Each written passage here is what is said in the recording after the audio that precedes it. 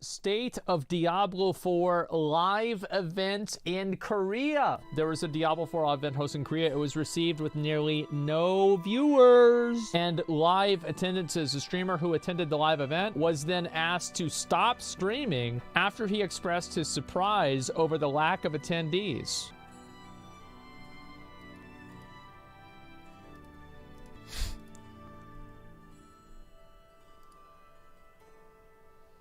So, full stream. Here's the stream right here.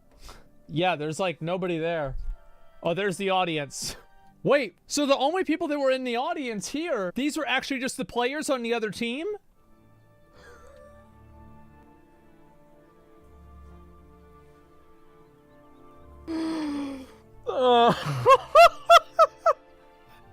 Shut it down.